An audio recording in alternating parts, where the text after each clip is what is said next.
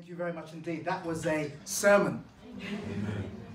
A really befitting song, actually, for what I'm going to speak about. So thank you very much. It could almost become, I think, Sophia, our anthem, our theme song for this. What if? What if some of the trials we go through are blessings in disguise? What if we were just to capture what if? Really happy to be here. I think we were here some maybe 11, 12 years ago. I know Audrey at the back. The road, it's funny actually, when you travel along, I've got a relatively good memory, and I thought as I was coming along the dual carriageway just before, it looked familiar. But I'm looking out and I don't see too many familiar faces, but we're all brothers and sisters in Christ. Can we say amen? And so I'm really delighted to be here. Sophia is here. Sophia is, the reason why I'm here is my wife is Director of Diversity and Disability at the South England Conference, and we spend a lot of our time going to various churches trying to look at what if our churches were to embrace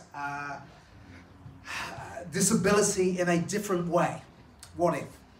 And so this message today is part personal story and part reflection on what we believe our churches could become if we were to understand that they may be blessings in disguise.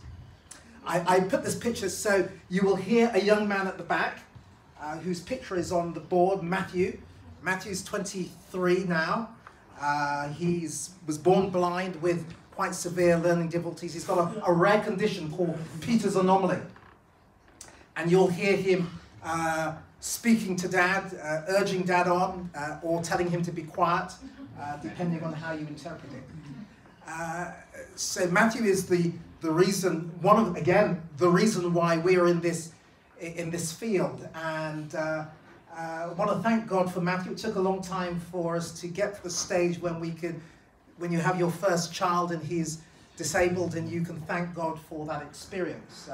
So I want to kind of talk about that. I use this picture from various regions. You will hear him smiling, but many people often think of the disabled as being depressed and maybe somehow alone, and this picture for me captures Matthew. It encapsulates him. If I was to give you try to describe Matthew, I would send you this picture, because this is what he's like most of the time. Sometimes he's not like that, as many of us are not like this. But to get up in the morning, he sometimes wakes us up at 3 o'clock singing.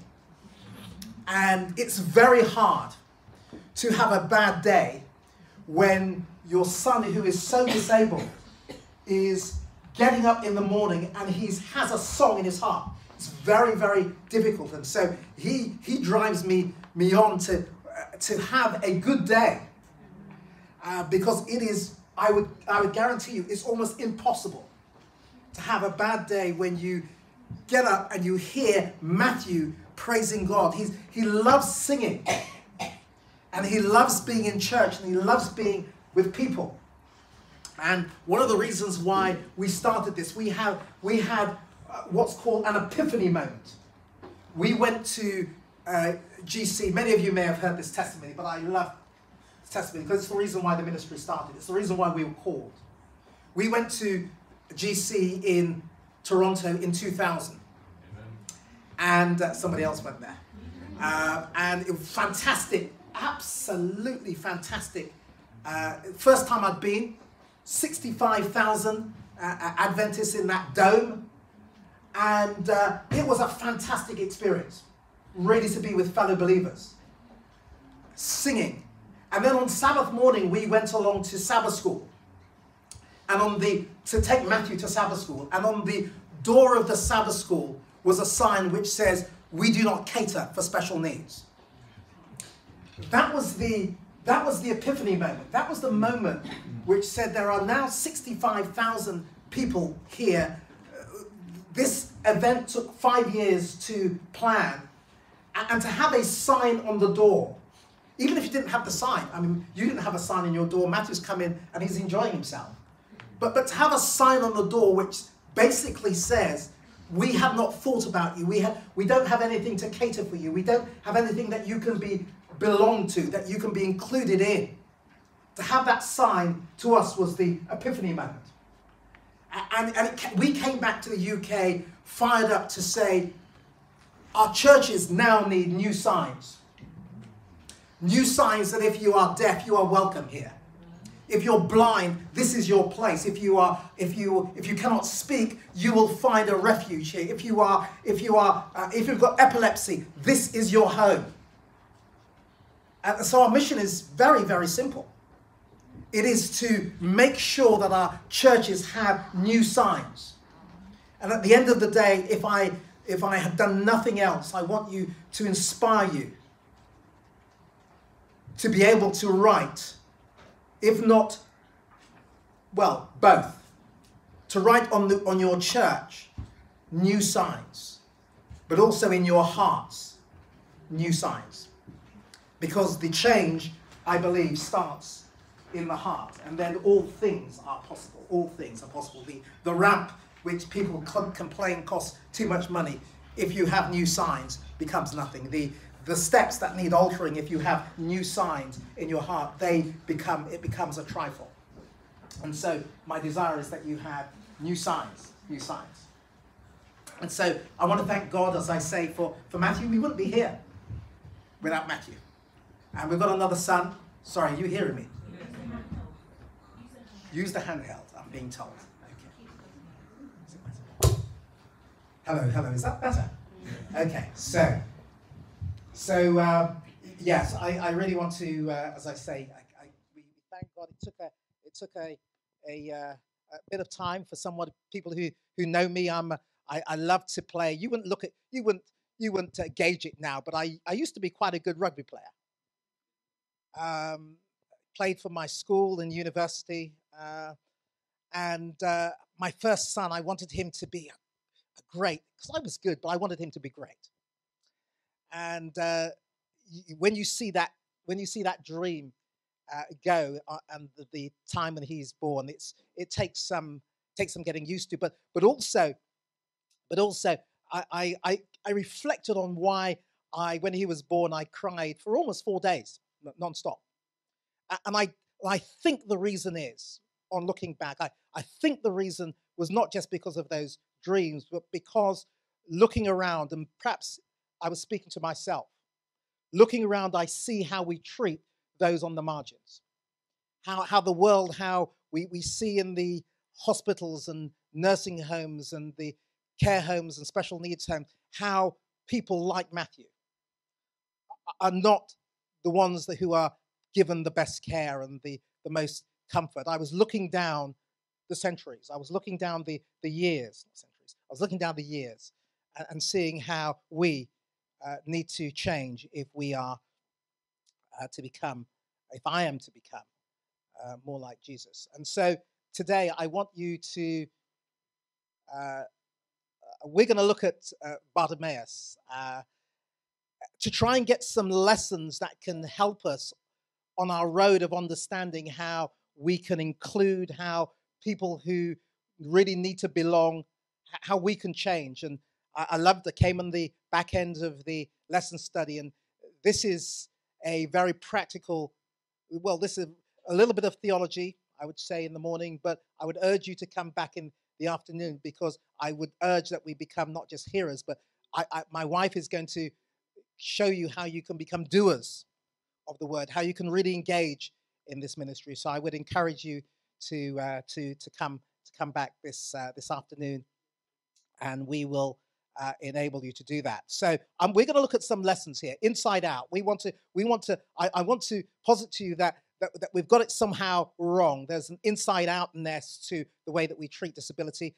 I believe it's also an opportunity to recognize in a new and profound way who God is and how he works.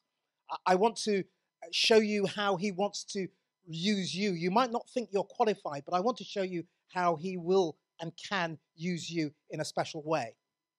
I want to give you a deeper definition of mercy and compassion that perhaps you've seen before. And I then want to, through this story, want to most probably take a look at healing and cure, and what happens when people who are healed and cured, how they follow. And so that is what I'm going to do. And I think it's important to ask the question: why are people who are disabled? When you look at all the stories, and you know the stories better than me, there are about 30 healing stories in the Bible. Almost every story, the person who is being healed is on the outside. They are somehow in the highway. They are trying to get in. That famous story that I love in Luke 5 of the paralytic. He couldn't even get into church. He was on the outside. Almost every story, the person who has disability is on the outside. And my thoughts are that those people, Christ came, he says, not for the well, but for the sick. Somehow we need to change what is the normal paradigm, that those who are on the outside need to be on the inside.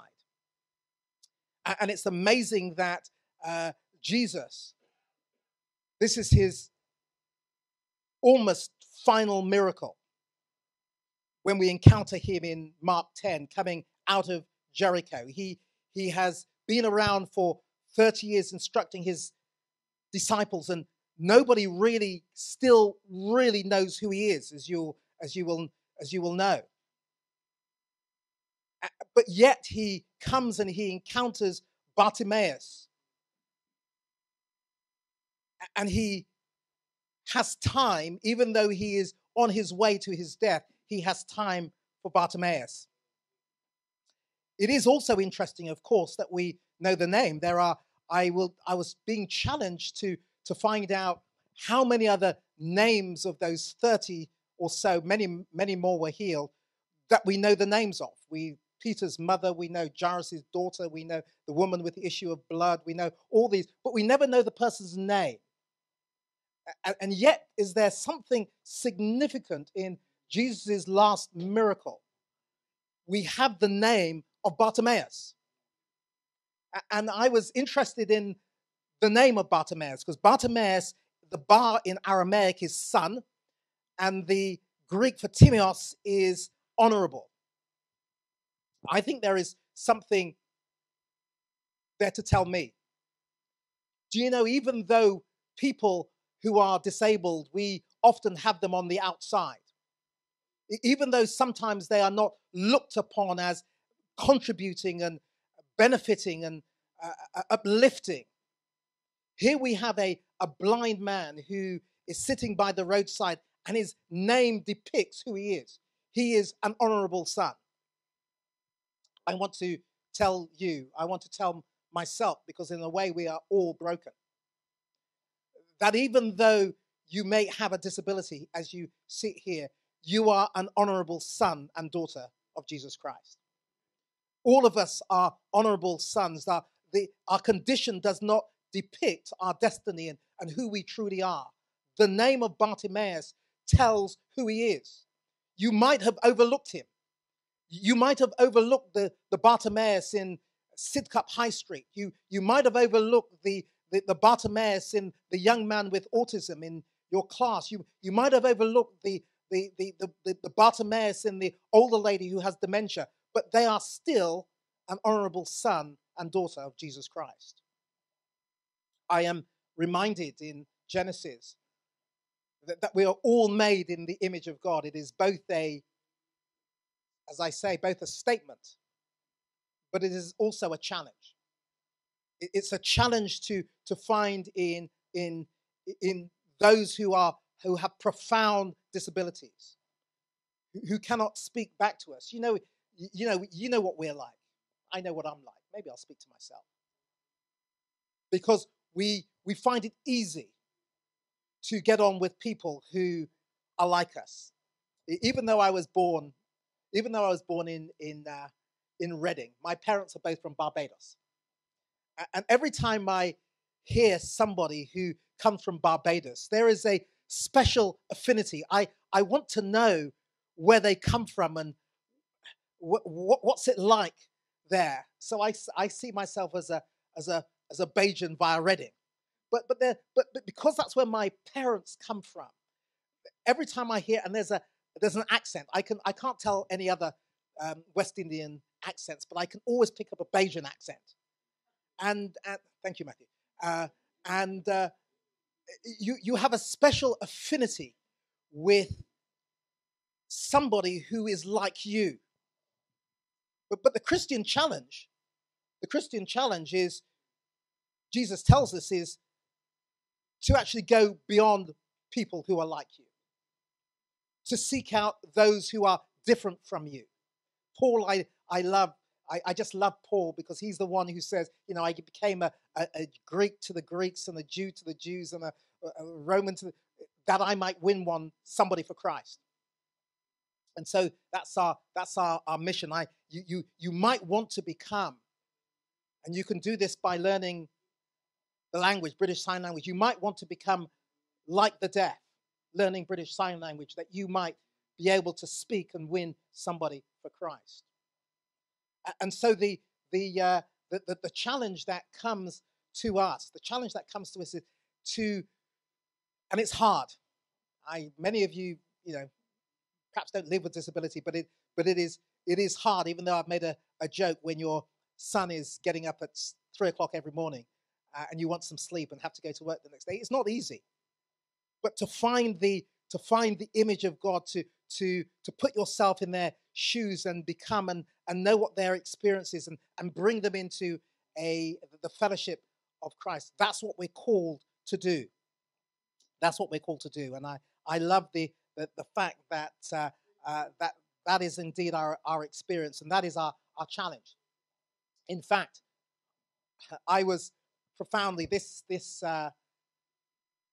quote by Hubert Humphrey, who was the 38th Vice President of the US, has profoundly affected me. Because I put my name where government is, or I sometimes like to put the church where the government is. And it says this: the moral test of Nigel is how Nigel treats those who are in the dawn of life, the children. Those who are in the twilight of life, the elderly. Those who are in the shadows of life, the sick, the needy, and the disabled. The moral test that comes to us, and this is why I love the lesson that we're doing, it's the least of these. The moral test that comes to us and will come to us is how we treat those who are on the outside. The Old Testament prophets were always railing at Israel, not that they were tithing and minting and doing all measure of things, but the way that they treated those on the outside. And so maybe the moral test of Riverway Church is how you will seek to treat those who are in the dawn of life, your children. How you will endeavor to treat and pledge to treat those who are in the twilight of life, the elderly amongst you. And how you will always treat those who are in the shadows of life, the sick, the needy, and the disabled. That is the moral test that comes to us. And so for my second point, recognizing God for who he is. How does disability challenge me in a new way to see God for who he is?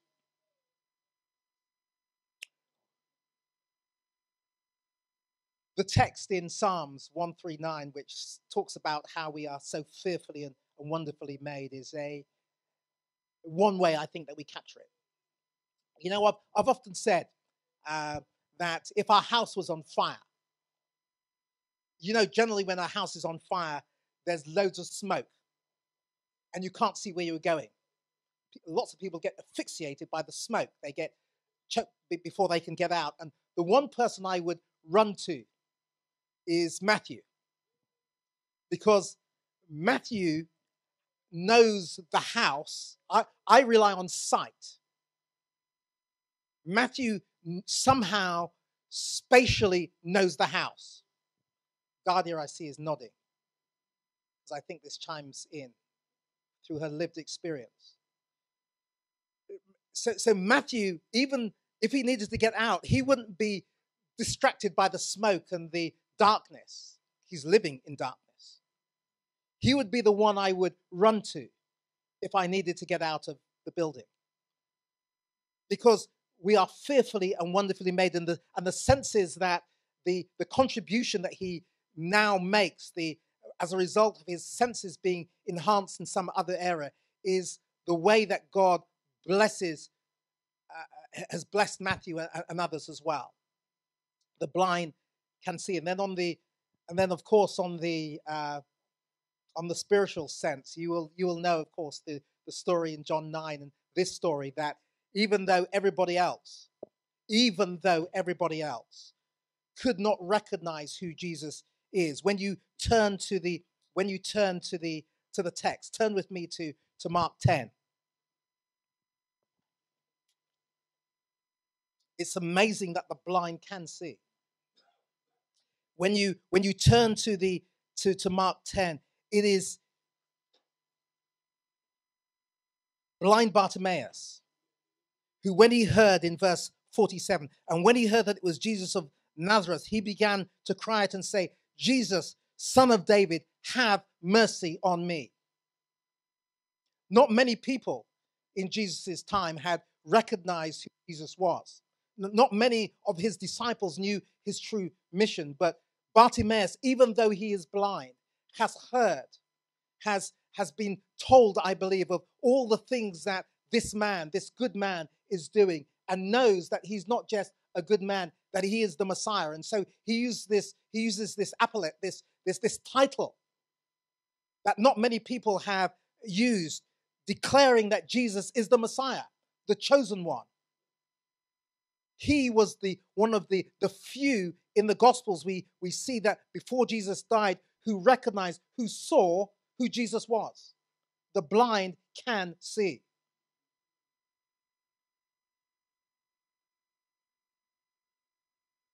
I'm hoping that my eyes will be opened and your eyes will be open to see what Jesus can do in your life. Regardless of your disability, regardless of whether you feel affected and low, Jesus can use you not only to enable him to see him in a different way, but help others to see him as well. This is why we need everybody to be part of the fellowship of Jesus Christ. I love that story. It's, of course, all of these stories about blindness are very close, but when I first preached on John 9, it was a challenging, very challenging text, because it says at the end, when the disciples asked the normal question that we sometimes ask, why is that person blind? Why is he disabled? Surely it's something that he has done or that his parents have done. It's a question that still resonates. We may not think that we ask the same question, but we do. In many cultures, they still believe that there are children who are born with disabilities, that there is something that it can't be of God, that they cannot be made in the image of God. And so many countries leave them on the wayside and the hillsides, and they're quietly disposed of because they cannot be in the image of God. There must be something that somebody has done. It is a question, even if we don't say it, is a question that we enact in the way that we treat those, because they cannot be children of God. But Jesus says something totally different. He says he was made that the works of God might be made manifest in him. That the works, or some editions or versions declare that the glory of God might be made manifest in him. And so I want to ask, I'm beginning to understand that in my own son's life. Not that Matthew has yet been, I would say, cured. And I'm making a distinction between cure and healing. But I see it in the fact that Matthew is making sure in my life and your life that the works of God are being made manifest. Because the message that we have to preach about disability would not be known if it was not for Matthew. And so the works of God, and why I say a difference between healing and cure. There's a wonderful story, in Jacob, Genesis 32. There is a profound difference between healing and cure. Matthew, I pray. I used to pray almost every day that Matthew could see. And then I went through a stage where I think God spoke to me and told me it would be wonderful if Matthew could see. But the most important thing is that he comes through you to have a relationship with me. And so Sophia and I, our mission is to bring Matthew closer to God. And many people, the sad irony of this is that many people with disabled children leave those who have their disabled at home, because if we bring them to church, they're going to make noise and people are going to look around and the church is going to be not very quiet and everyone's going to be very upset. But we said no, we need to bring Matthew to church. And I remember, and I'm going off script, but I need to tell you this testimony. I remember we've got another son, CJ, who's over in Thailand. He plays rugby and he's, off doing his thing, younger than his brother, 2 years younger than his brother. And pastors used to come to our house and say, when they were both in their teens, and they used to say, when is CJ going to give his life to God? And can we give CJ Bible studies? And can we ensure that CJ has a knowledge of Jesus Christ? And no pastor spoke about Matthew.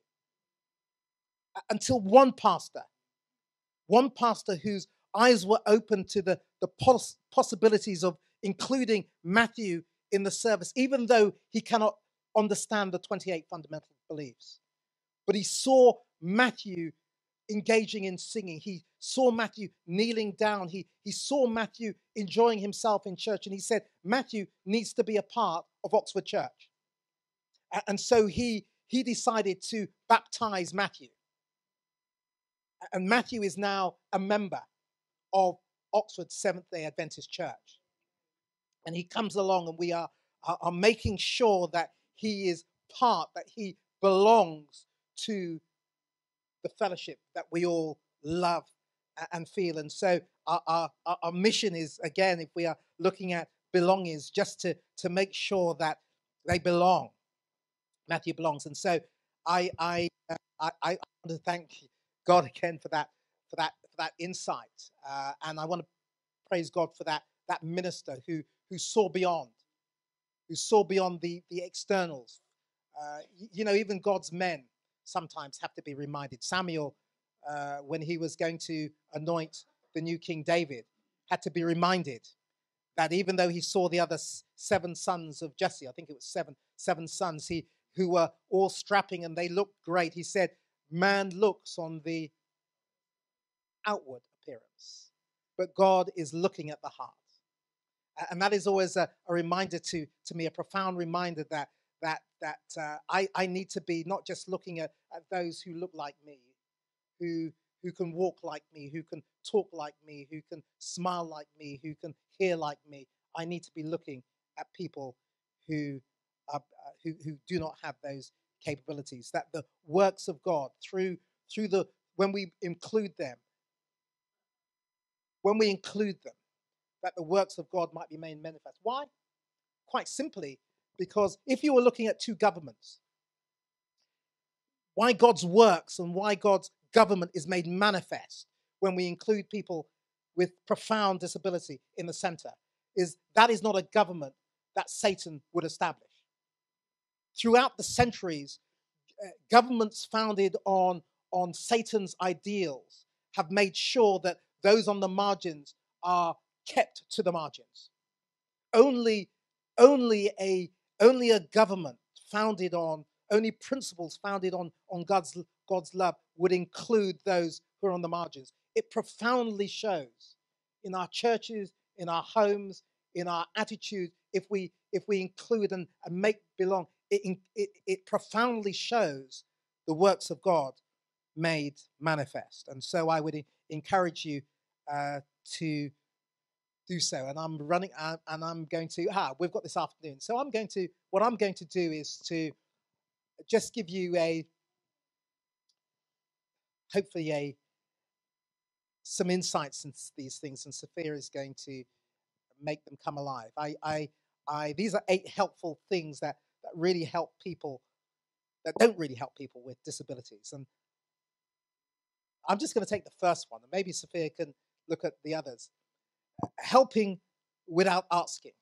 And why this is important is, and I'm linking this to Mark 10, is because Jesus asks a very strange question. Jesus, who knows everything, Jesus who knows this man's need, asks this man in Mark 10:51. So Jesus answered and said to him, "What do you want me to do for you?" Jesus has enough respect for the man to ask him what he would want him to do. Sophia tells this story, but I've got to tell it of, and we know the pastor's son who is disabled. He was one day, he was in his wheelchair, and he was sitting by the side of the road, minding his own business, enjoying the scenery.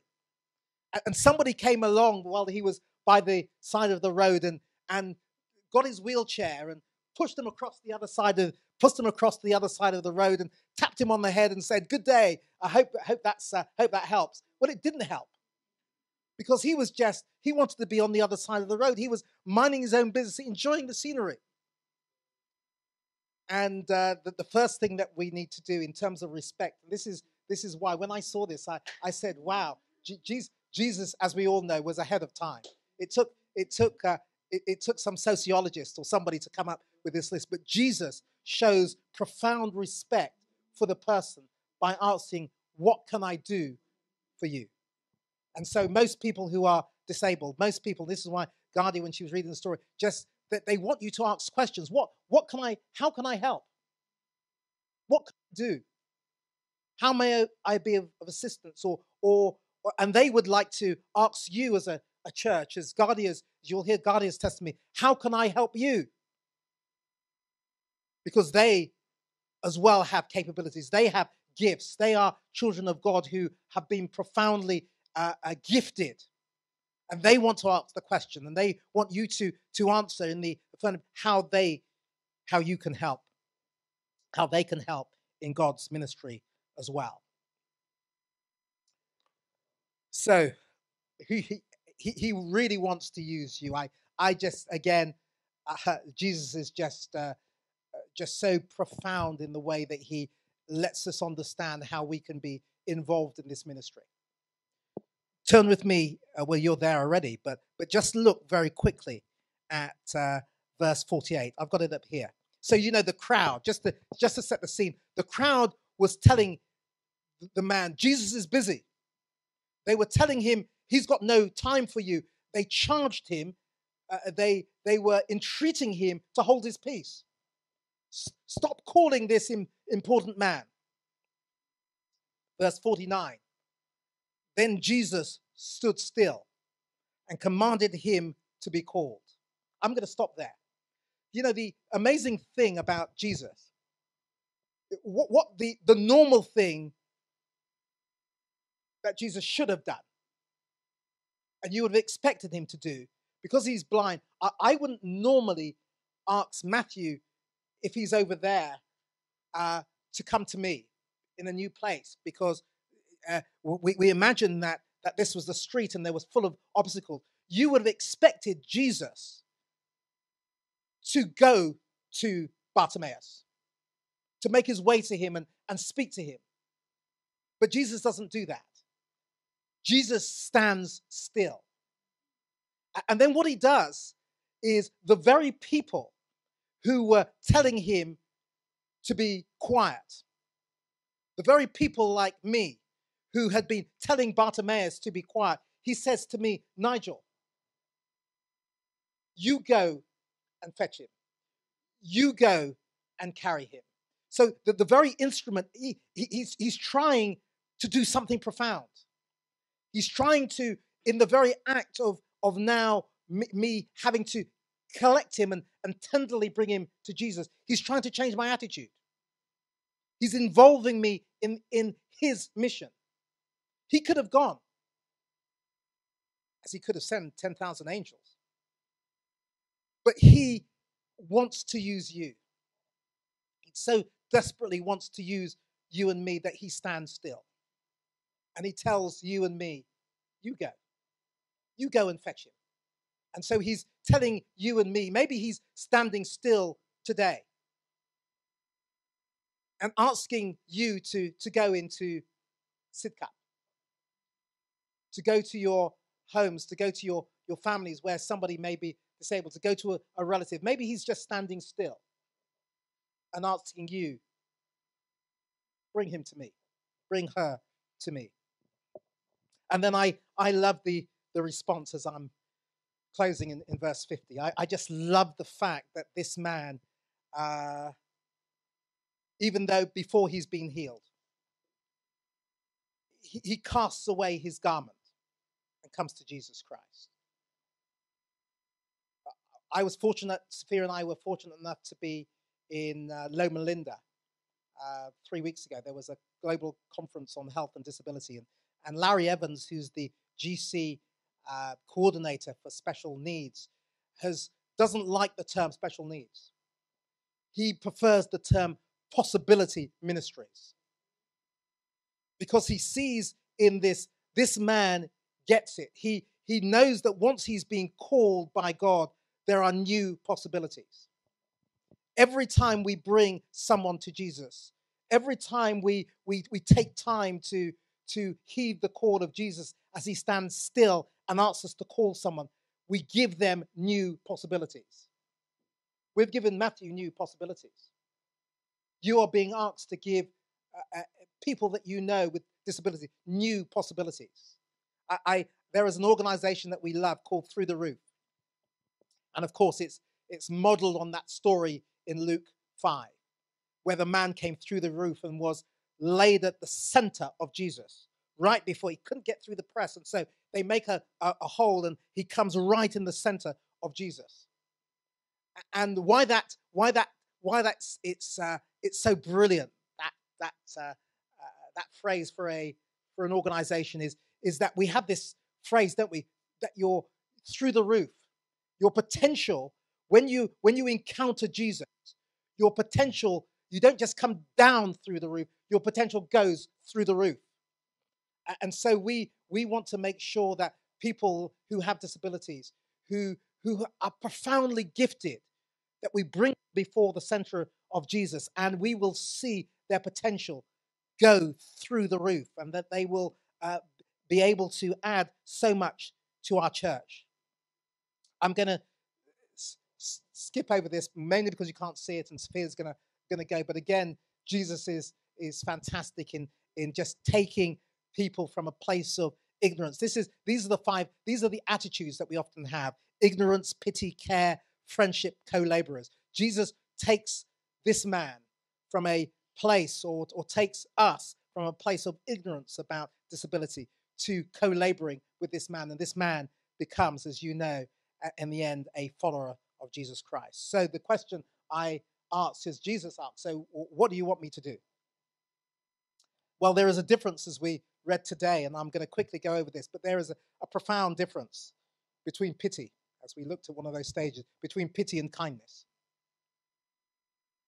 Pity is a state, or pity is an emotion which comes and goes, depending on how you feel. If you get up on the wrong side of the bed, you might have more pity for the person that you see in the street. But kindness, as defined by the dictionary, is a state of being. It just is. You are kind because you're kind. And I love the Hebrews. The Hebrew language, of course, is even more profound than ours. It's got this wonderful word called chesed. I love saying that as well. It's just because. But it speaks deeply to what this kind of kindness is. It's a kindness that, and it refers to the kindness that David displayed when he invited Mephibosheth into his kingdom, placed him at the table, and made him feast at the king's table forevermore. It's the kind of kindness that is displayed in Luke 14, that we're invited to go out into the hedgerows and bring them in, that my house may be full. It's that kind of unwavering kindness which doesn't benefit from anything back, doesn't get anything back, because they can't give anything back. You know, I always say that the wonderful thing that Matthew has taught me. I've got two sons, and CJ is a normal. When he was a normal teenager, he would be coming asking for, what were it, Xboxes and no, I can't remember, for things that teenagers want. But Matthew, all Matthew wants when I come home from work he just wants you to sit by him and be still. Sit by him and rub his head. He loves his head being rubbed. We all love our heads being rubbed, but we're too ashamed to ask, aren't we, really?